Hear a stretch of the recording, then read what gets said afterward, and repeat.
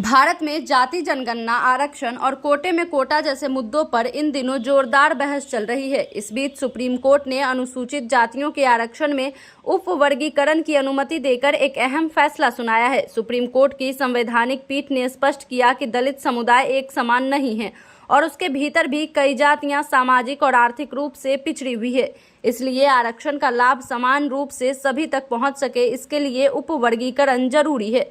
London स्थित Oxford union में आयोजित एक कार्यक्रम में भारत के वर्तमान चीफ जस्टिस बी.आर. गवई ने इस मुद्दे पर विचार रखते हुए कहा कि कोटे के अंदर कोटा बनाना आरक्षण नीति पर हमला नहीं है, बल्कि यह उन वर्गों को न्याय दिलाने का माध्यम है जिन्हें अब तक उचित प्रतिनिधित्व नहीं मिल सका है। उन्होंने कहा कि भारत का संविधान सामाजिक परिवर्तन का एक महत्वपूर्ण दस्तावेज है जो सदैव सामाजिक न्याय की बात करता है। आपको बता दें, चीफ जस्टिस गवई ने कहा, हमारा संविधान गरीबी, जातिगत भेदभाव और अन्याय से आंखें नहीं चुराता, बल्कि उन्हें स्वीकार कर उनके समाधान की राह दिखाता है। यही कारण है कि संविधान में सबकी गरिमा बनाए रखने की बात की गई है।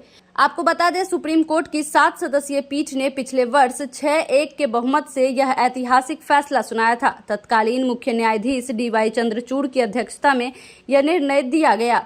कोर्ट ने 2004 के उस फैसले को पलट दिया था जिसमें दलित समुदाय को एक रूप मानते हुए उपवर्गीकरण को खारिज किया गया था।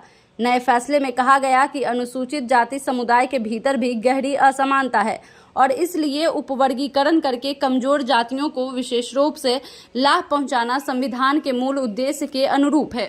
वहीं इस फैसले के बाद हरियाणा और ओडिशा जैसे राज्यों ने एससी आरक्षण में उपवर्गीकरण की दिशा में कदम उठाए हैं ताकि समुदाय के भीतर भी समावेशी विकास और समान अवसर सुनिश्चित किए जा सके। यह फैसला सामाजिक न्याय की अवधारणा को और मजबूत करने वाला माना जा रहा है, जिससे यह सुनिश्चित किया जा सके कि वंचित तबकों तक आरक्षण का वास्तविक लाभ पहुंचे। आप इस खबर को किस प्रकार देखते हैं, हमें कमेंट कर जरूर बताएं और ऐसे ही तमाम खबरों के लिए देखते रहें केलांचल टाइम्स।